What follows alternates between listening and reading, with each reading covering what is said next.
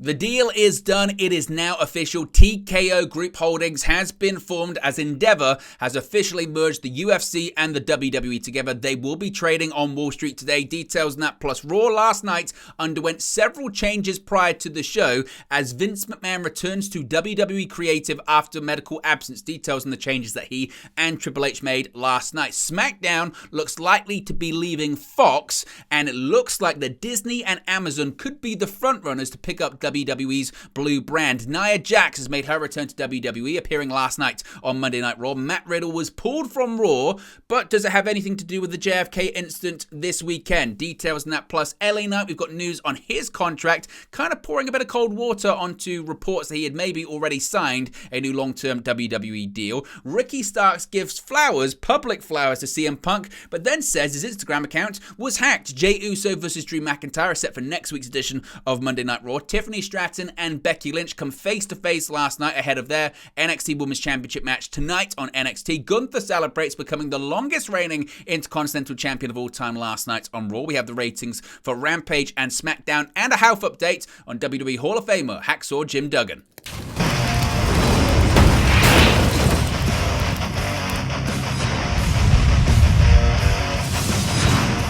Hey guys, welcome back to Wrestling News 365. Hope everyone is doing very well. As always, there are plenty of news stories to talk about in the world of professional wrestling. As you saw with that intro, there are so many stories to get into today. So let's get straight into it with the biggest story, that is history being made. The end of an era last night and the dawn of a new one today, because you can see on the screen right now the view outside the New York Stock Exchange this morning per Ariel Helwani. We'll get to his tweet in just a second. But today, the deal for Endeavor to form a 21+ billion-dollar global live sports and entertainment company made up of the UFC and WWE, named TKO Group Holdings, is now official. It is a new era.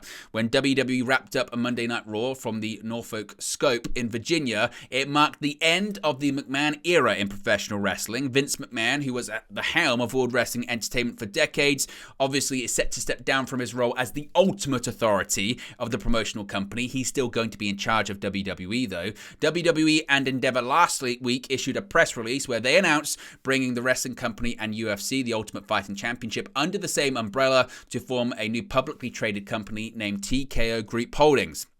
Quote, Endeavor Group Holdings, Inc. and World Wrestling Entertainment, Inc. today announced they expect to close the previously announced transaction to form TKO Group Holdings on September 12th, that being today, 2023, at which time TKO will begin trading on the New York Stock Exchange under the ticker symbol TKO. That was a press release from WWE. Despite the shift of ownership, McMahon will continue to stay on as the executive chairman of WWE after this Endeavor deal is now finalized today. However, he will now have a new boss in Ari Emanuel, the CEO of Endeavor. Emanuel will also now serve as the chief executive of the TKO Group, which will have 51% of WWE's ownership stake. The remaining 49% of the company's shares will be with WWE stakeholders. Now, the deal won't have really any significant impact on the UFC hierarchy, as Dana White will continue to serve as the president of the MMA promotion. Meanwhile, Nick Khan, he's going to shift role titles. He's obviously the CEO of WWE right now. He's going to become the president of WWE. Now, the official confirmation of the Endeavor agreement taking over the ownership came in April. Back then, McMahon released a statement saying, quote, given the incredible work that Ari and Endeavor have done to grow the UFC brand, nearly doubling its revenue over the past 7 years, and the immense success we've already had in partnering with them on a number of ventures, I believe that this is without a doubt the best outcome for our shareholders and other stakeholders. While hinting at the merger, McMahon said, quote, together we will be a $21+ billion live sports and entertainment powerhouse with a collective fan base of more than 1 billion people and an exciting growth opportunity. Now, obviously, it's been quite a couple of years for Vince McMahon. In July of last year, McMahon suddenly announced his retirement from his position of executive chairman and CEO on account of several allegations regarding sexual misconduct. He did return to the company, though, earlier this year to oversee the potential sale of the promotion. The board of directors, of course, initially refused to accept the offer, but they had to reinstate McMahon as he threatened to use his voting power to take back his position, and also he had the power to block any potential sale of the company, hence forcing his way back in.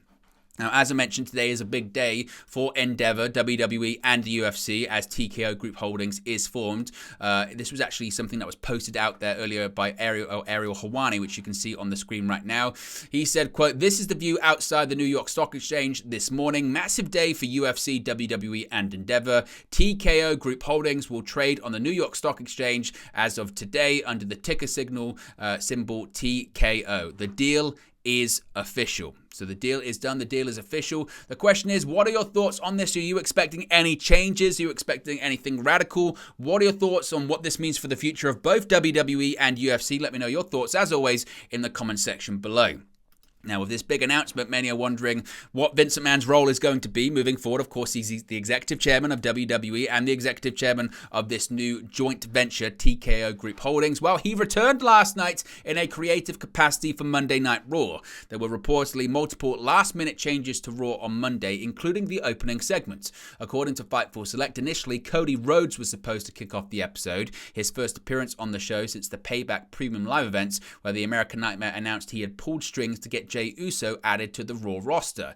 It was actually, though, Jey Uso who kicked off last night's episode, with Kevin Owens coming out to talk with him in the ring before the pair were interrupted by the Judgment Day. The opening segment led to a tag team match between Uso and Owens and Finn Balor and Damian Priest, which saw Uso accidentally superkick his partner. Fightful also reported that WWE main event match tapings changed a few times. Natalya vs. Zoe Stark was pulled from main event, and Cedric Alexander and Shelton Benjamin vs. the Viking Raiders was moved from Raw to main event instead. The Women's World Championship match with Rhea Ripley once again facing off against Raquel Rodriguez, with NXT North American champion Dominic Mysterio barred from ringside, was set to main event the episode. Raw also saw Gunther's Intercontinental Championship record-breaking reign celebration, which led to a six-man tag team match involving Imperium against Alpha Academy and Tommaso Ciampa. But as far as these changes and what actually happened with Vince McMahon, it's because he was back in the creative fold last night. Vince McMahon has returned to the WWE creative team following serious spinal surgery. McMahon has not been involved in a lot of WWE creative over the last few weeks, as he has been recovering from spinal surgery. This has been something backed up by multiple sources, but it seems that last night he had enough of being on the sidelines. Ironically, of course, as I mentioned, last night's Raw was the last show that he'll be taking place with Vince McMahon as the owner of WWE, with Endeavor's deal to acquire WWE and merge it with UFC closing today. While speaking during Wrestling Observer Radio, Dave Meltzer noted that Vince McMahon made multiple changes to Raw this week and that McMahon is back in the creative department. Here's what Meltzer had to say, quote, "Vince McMahon is back. He made multiple changes to the show tonight. There were multiple changes made by Paul Levesque, Triple H, at the last minute." He continues by saying, and I quote, "So if the show was, a lot of stuff wasn't advertised on the show, most of it, and the reason is they were changing all day long, but Vince is back. Vince made significant changes to the show, and I don't know what the changes were. All I heard was they were probably changes for the better, but there were many of them." He continued by saying, but Vince is back from his surgery leave. He was not in the chair, he was not at the show, but he was involved in the production of the show. What do you think this means for WWE moving forward? Is this just a case of now that the Endeavor deal is closed, he's going to be back doing what he did usually? Is he going to be back in Gorilla from next week or on Friday on Smackdown? Let me know your thoughts and predictions in the comment section below. Now, this is quite interesting considering today that this Endeavor deal has been finalized and is now official, because there are reports that Smackdown could be set to leave Fox. We spoke about this last week with the cancellation of the Out of Character podcast involving Ryan Satin, his contract coming to an end, and other things closing down when it comes to WWE and Fox's partnership. There is a feeling that SmackDown is likely to be moving away from Fox in the upcoming media rights negotiations, with Dave Meltzer saying that Amazon and Disney are reportedly the favorites to land WWE's Blue brand. Here's what Meltzer had to say, quote, "The feeling is that Fox is not going to go for the $300 million plus, which WWE is trying to get out of SmackDown in TV rights negotiations. Disney or Amazon are the two companies most in contention for it." So where do you think SmackDown lands in the future? Do you think they land on Disney Plus or on or on Amazon Prime or something like that? Or when it comes to Disney, did they land on ESPN or did they land on ABC? Let me know your thoughts about that and your predictions as to where SmackDown lands in the comment section below. Now, we spoke about this earlier on. Nia Jax is back in WWE, making her shock return last night on Raw. Nia Jax is shockingly, suddenly back in WWE. The former Raw Women's Champion stormed back onto the brand at the end of last night's episode of Raw. She appeared at ringside during Rhea Ripley's defense of the Women's World Championship against Raquel Rodriguez. Jax's involvement quickly led to Rodriguez's defeat, but in the aftermath of the match, Jax made it clear that she was not there to support the champion. Jax turned her attention to Ripley and laid her out with a headbutt, a leg drop on the ring apron, and a bonsai drop. Now, this is the first time we've seen Jax on WWE programming since her one-off appearance in the Women's Royal Rumble match back in January. That marked her return to WWE after she was released by the company in November of 2021. Jax did not wrestle a single match for any other company during her time away, although she was promoted for an event last year in England that was eventually cancelled. It was a whole debacle, wasn't it? Of course, Jax first signed with WWE in 2015 and was drafted to the main roster the following year. In addition to winning the Raw Women's Championship at WrestleMania 34, she's also a two-time WWE Women's Tag Team Champion.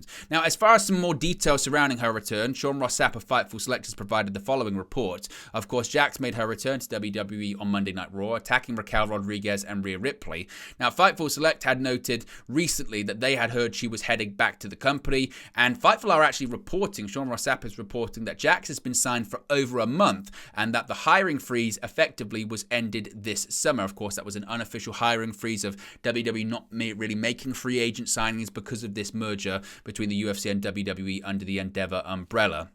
Now, she's the first signing that was made since Vince McMahon forced his way back into the company that returned to main roster television. The Endeavor WWE merger is happening, of course, today, but Fightful have been told it's unrelating to her popping up on television. Several within the company actually thought she would return before that. As I mentioned, she was released in 2021. So people within WWE are saying it's got really nothing to do with the merger. It's more, even though it has nothing to do with the merger, it kind of does because the hiring freeze is now over. But she's the first signing that's actually appeared on television. Of course, there have been reports of the AOP and Carlito being signed to WWE contracts, but they've yet to actually appear on WWE television. Nia Jax marking the first instance of that. Now, a bit of an update on Matt Riddle, because there was a lot of controversy surrounding him and his posts over the weekend regarding his incident at JFK Airport. Now, after an alleged incident at JFK Airport triggered an internal investigation over the weekend, PW Insider reported last night that Matt Riddle was not at Raw. Sources within the company told PW Insider that Riddle was no longer expected to work the weekend live events in Idaho and Washington, where he had previously been booked. Now, on Saturday, Riddle took to Instagram in a now deleted post alleging a police officer of sexually assaulting him. Riddle also shared a photo of the officer he was accusing. According to TMZ Sports, there is now an ongoing investigation surrounding the incident. Law enforcement sources said, quote, Port Authority officers got a call for a disorderly person who was reportedly identified as Riddle, whom they met in the terminal after he had left the plane. There was no police report filed, and Riddle was reportedly apologetic about the incident, making Riddle's claims a surprise to those involved. WWE has not issued any statements about the incident publicly, so many assumed it was related due to that incident, but according to Dave Meltzer, it might actually have something else to do with actually an illness, the reason being why Riddle was not on Raw and not at the show last night. Here's what Meltzer had to say, quote, he was not on the show this week, but that's because he had a double ear infection and bronchitis. It was not a punishment as far as I know. He may have been punished also, but as far as I know, it's an illness. So the line from the company certainly right now is that it had nothing to do with the JFK Airport incident that they're saying. It's actually because he's ill. What are your thoughts on all of that? Let me know your thoughts in the comment section below. And there has been a lot of talk about LA Knight, his future with WWE and a possible new contract. And Sean Ross Sapp of Fightful Select is saying not so fast on LA Knight's contract. It was reported recently that LA Knight and WWE were close to nailing down a new 5-year contract that would keep him with the company. Now, Fightful Select were told that while WWE and LA Knight have indeed been in conversations, WWE sources claim that elements of the story aren't quite accurate. It is true that Knight and WWE have been engaged in extension talks and that a 5-year deal was offered. However, Fightful are reporting that they have been told the two sides were far apart on money as of now and that no deal has been agreed to and doesn't appear to be imminent, but they will keep negotiating. Another WWE higher-up said there isn't any truth to the idea that Knight's push was tied up to a new contract, citing a significant number of wrestlers on the roster that have deals coming up next year and are still getting pushes. Knight's current WWE deal runs well into 2025 and has over a year and a half left on it, so not so fast when it comes to LA Knights and these contract rumors, because they are talking, but no pen's been put to paper just yet. They're quite far apart on money, so if we get any more updates on that, we'll let you know moving forward. Now, this is an absolutely fascinating story. So first, many people assumed that AEW star Ricky Starks was giving CM Punk his public flowers. Now, on September 2nd, AEW and Tony Khan announced they had terminated the contracts of CM Punk with cause. Punk's termination came following the investigation into a backstage incident at AEW All In at Wembley Stadium in London. Prior to his departure, Punk was scheduled to compete in his feud with Ricky Starks at AEW All Out in Chicago. Of course, Starks went on to face Bryan Danielson in a well-received strap match at the pay-per-view. On September 11, Ricky Starks took to his Instagram story to post a photo of himself with Punk shaking hands to give his flowers to the former AEW World Champion. He writes, quote, "Public flowers for you, man, at CM Punk. Thank you." Pretty not big story, right? Well, maybe not so much, because now Ricky Starks has actually claimed his account was hacked. You can see it on the screen right there. He has said that it was hacked, and that's what happened. Now, as I mentioned, he posted this saying, quote, "Okay, I got it all cleared up. Thanks for letting me know something was fishy about the account, LOL." He then said, "I hope no one clicked the link. Account was hacked, /spam, but we back." So the question is, do you think that Ricky Starks' account was actually hacked, or is this just a case of a wrestler going out of character and then very quickly jumping back into character? Let me know your thoughts about that in the comment section below as well.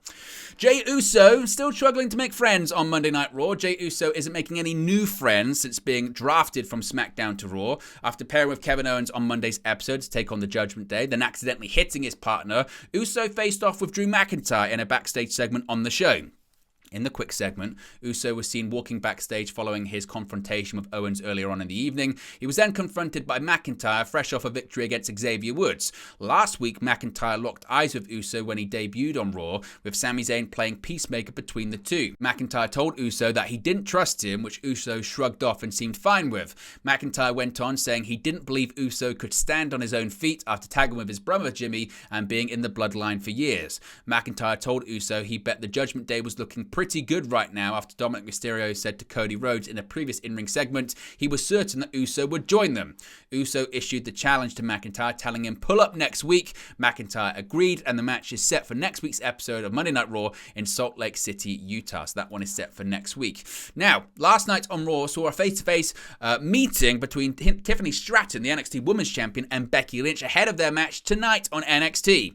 In a backstage segment featuring Adam Pearce, the pair squared off in an intriguing exchange between the longtime veteran and the young champion, with Tiffany questioning Becky why she would even want to involve herself in Stratton's NXT Women's title reign. Becky reported and retorted that Tiffany was attempting to use her to become famous, so she was happy to oblige. In the end, Stratton held her own in the interaction and looked like a star ahead of the big match tonight on NXT against the established main roster veteran. So the question becomes, will she be able to defeat the man Becky Lynch, or will Tiffany's reign at the tiffy top of NXT be coming to an end? The contract is signed. Now all that's left to do is fight. That will be taking place tonight. Of course, we'll let you know the result and outcome of that in tomorrow's video.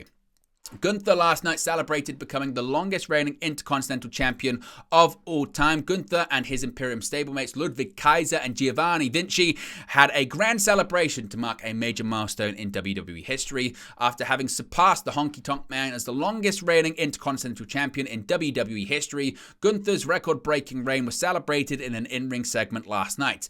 However, despite an epic entrance plus some great pyrotechnics at ringside, the celebration did not go entirely as planned.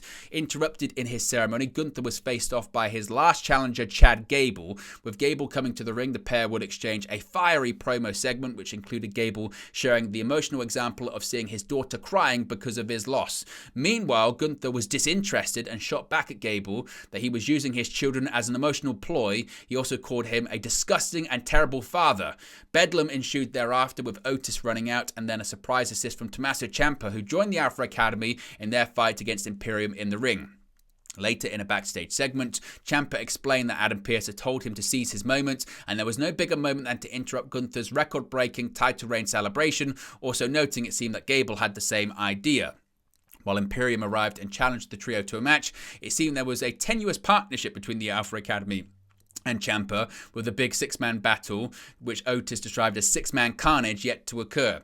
In the end, it did not end up being a successful night for Imperium, as the match result was not in their favour. While Chad Gable had Giovanni Vinci in an ankle lock in an attempt to make him tap out, Ciampa put Gunther in a hold, forcing him to watch his protege tap out to Gable rather. So indeed, it looks like the Gunther versus Chad Gable feud is not over just yet. Let's talk about AEW and the ratings for AEW Rampage last Friday. They've risen slightly, but still not great for the show on TNT. The viewership figure and demo rating for Friday's edition of AEW Rampage on TNT has been revealed. Per Brandon Thurston of WrestleNomics, Rampage drew 385,000 viewers. This is up slightly from the September 1st edition that drew 372,000 viewers. In the key 18 to 49 demographic, Friday's show scored a 0.13 rating. This is also slightly up from the week prior that scored a 0.11 rating. The show featured Samoa Joe defeating Jeff Hardy, while Penta El Zero Miedo defeated Jay Lethal for both men to advance to the Grand Slam World Title Eliminator Tournament semi-final matches. So that's the ratings for AEW Rampage. We've also got the ratings for the other show on Friday, that being Smackdown, which airs, of course, before Rampage, and on network television, that being on Fox. Now, this week's Smackdown had no Roman Reigns, no Jey Uso, and some viewers apparently decided to skip the post-payback edition of the Blue brand. WrestleNomics is reporting that SmackDown suffered a 14% drop in overall viewership, with an average of 2.094 million viewers overall, with 692,000 viewers in the 18 to 49 demographic, which is an 18% drop from the coveted demo.